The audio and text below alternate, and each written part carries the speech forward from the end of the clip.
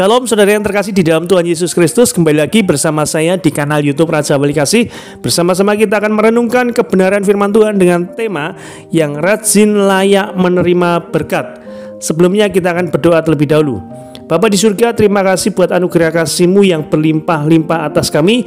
Kami ada sebagaimana ada saat ini semua karena berkat penyertaan perlindungan-Mu atas kami. Bila sebentar kami tidak membaca, mendengarkan, merenungkan, serta melakukan firman-Mu, Engkau yang menyertai mengurapi setiap kami. Kami percaya firman-Mu ya dan amin. Firman-Mu pelita bagi kaki kami dan terang bagi jalan kami. Dan kami percaya ketika firman-Mu disampaikan, yang sakit Tuhan sudah sembuhkan, yang berbeban berat Tuhan sudah memulihkan dan memberikan kelegaan, serta yang berkekurangan Tuhan sudah cukupkan dan berkati berlimpah-limpah. Dalam nama Tuhan kami Yesus Kristus. Juga urapi hamba-Mu, apa yang hamba-Mu sampaikan hanyalah firman-Mu untuk hormat kemuliaan nama-Mu saja. Dalam nama Tuhan Yesus Kristus kami berdoa dan mengucap syukur. Haleluya, amin. Pembacaan firman Tuhan terambil dari Amsal 13 ayat yang keempat. Amsal 13 ayat yang keempat. Demikian firman Tuhan. Hati si pemalas penuh keinginan, tetapi sia-sia. Sedangkan hati orang rajin diberi kelimpahan. Sekali lagi saya bacakan bagi saudara semuanya. Hati si pemalas penuh keinginan, tetapi sia-sia. Sedangkan hati orang rajin diberi kelimpahan. Saudara yang terkasih di dalam Tuhan Yesus Kristus, sekalipun orang punya 1000 macam keinginan, tetapi apabila ia malas mewujudkan keinginan tersebut melalui tindakan, maka keinginan tersebut tidak membuahkan hasil apa-apa, alias tidak menjadi kenyataan. Penuh dengan keinginan, tapi tidak disertai dengan tindakan adalah ciri seorang pemalas. Satu ciri lagi dari seorang pemalas adalah suka berdalih atau punya banyak alasan untuk tidak melakukan sesuatu.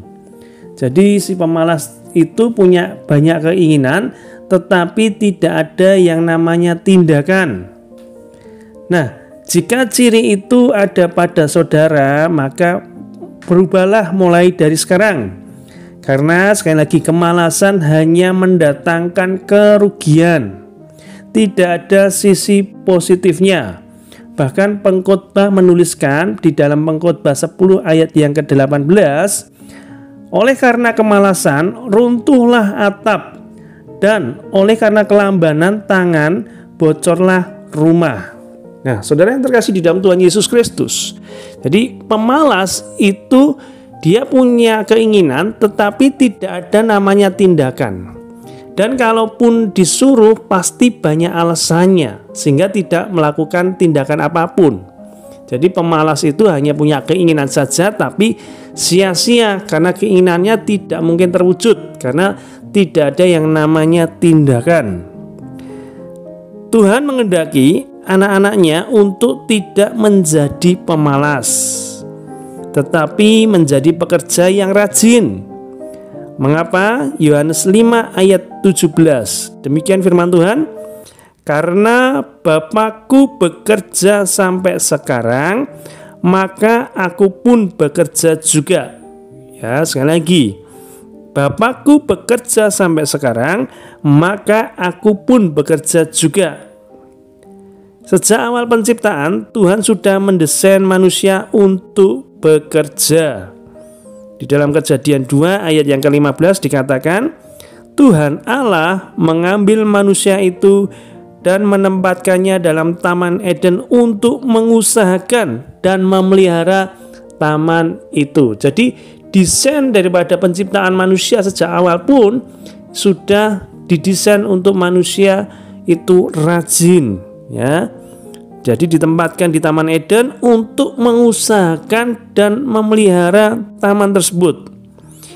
Itulah sebabnya Tuhan sangat menentang orang-orang yang malas. Alkitab menyebutkan bahwa orang yang malas dalam bekerja adalah saudara dari si perusak. Amsal 18 ayat 9. Kita akan coba baca Amsal 18 ayat yang ke-9. Demikian firman Tuhan. Amsal 18 ayat yang ke-9. Firman Tuhan berbunyi, orang yang bermalas-malasan dalam pekerjaannya sudah menjadi saudara dari si perusak. Ya, sekali lagi saya bacakan bagi saudara semuanya. Orang yang bermalas-malasan dalam pekerjaannya sudah menjadi saudara dari si perusak.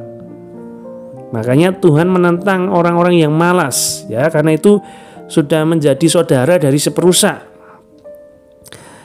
Kalau kita rajin bekerja, rajin sekolah, rajin beribadah, rajin berdoa, rajin baca firman Tuhan, rajin menabur, rajin berbuat baik, rajin melayani Tuhan dan sebagainya, suatu saat pasti kita akan memetik hasilnya. Sebab di dalam setiap jerih payah selalu mendatangkan keuntungan. Sekali lagi, di dalam setiap jerih payah selalu mendatangkan keuntungan. Kita akan baca di dalam Amsal 14. Amsal 14 ayat yang ke-23. Demikian firman Tuhan. Dalam tiap jerih payah ada keuntungan, tetapi kata-kata belaka mendatangkan kekurangan saja. Sekali lagi, Amsal 14 ayat yang ke-23a khususnya. Dalam tiap jerih payah ada keuntungan. Jadi ketika saudara rajin dalam segala hal, maka suatu saat kita akan menikmati hasil dari kerajinan kita.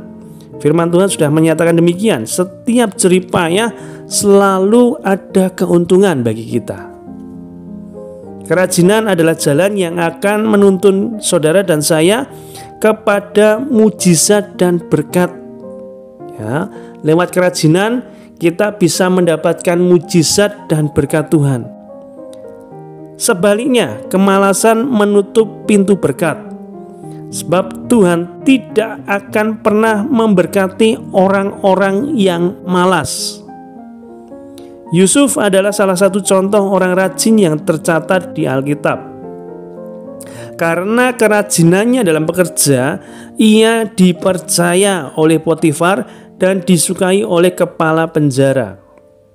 Jadi Yusuf ini teladan bagi kita semuanya tentang kerajinan. Bagaimana dia bekerja waktu di rumah Potifar dan juga ketika di penjara dia menjadi orang kesukaan daripada kepala penjara.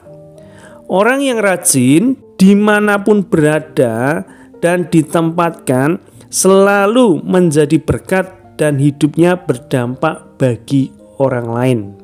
Ya, sekali lagi, orang yang rajin dimanapun berada dan ditempatkan selalu menjadi berkat dan hidupnya berdampak bagi orang lain.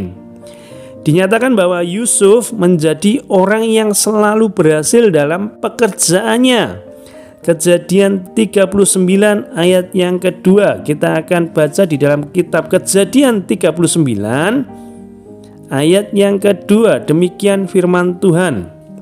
Tetapi Tuhan menyertai Yusuf sehingga ia menjadi seorang yang selalu berhasil dalam pekerjaannya. Ya, sekali lagi, oleh karena kerajinan Yusuf, Tuhan menyertainya dan membuat berhasil segala pekerjaan daripada Yusuf.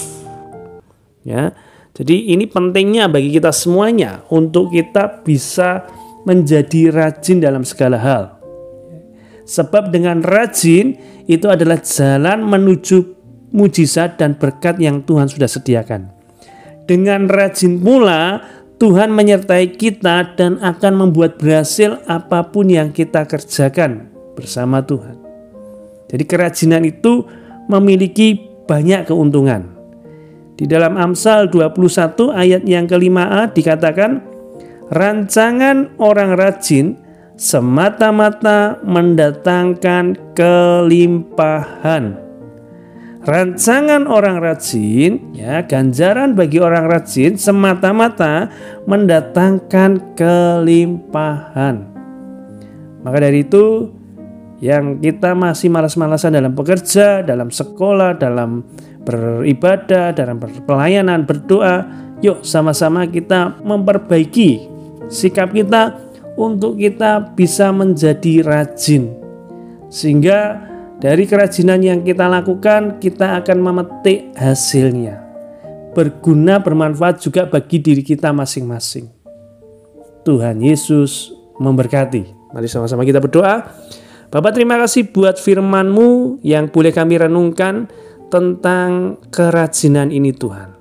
Bagaimana kerajinan ini membuka jalan bagi kami untuk menerima mujizat-Mu, untuk menerima berkat-Mu. Sebab kami percaya apa yang tertulis dalam firman-Mu, bahwasanya rancangan orang rajin semata-mata mendatangkan kelimpahan bagi kami semuanya Tuhan. Berkati kami yang saat ini masih sekolah, yang masih kuliah ataupun yang sudah bekerja, berikan kami kerajinan Tuhan atas apa yang kami kerjakan Tuhan. Dan juga kerajinan kami dalam beribadah kepada Engkau Tuhan, dalam berdoa, membaca firman-Mu, memuji, memuliakan nama-Mu, bahkan dalam pelayanan kami masing-masing Tuhan. Kami percaya dengan kerajinan itu ada hasilnya Tuhan. Dan kami percaya ketika kami rajin mendatangkan keuntungan, berdampak bagi sesama kami, dan terkhusus untuk kemuliaan nama Tuhan Yesus Kristus saja. Sekali lagi kami mau menjadi orang rajin, sebab kami percaya ketika kami rajin, di situ ada kelimpahan, ada berkat-Mu, ada anugerah-Mu yang berlimpah atas kami.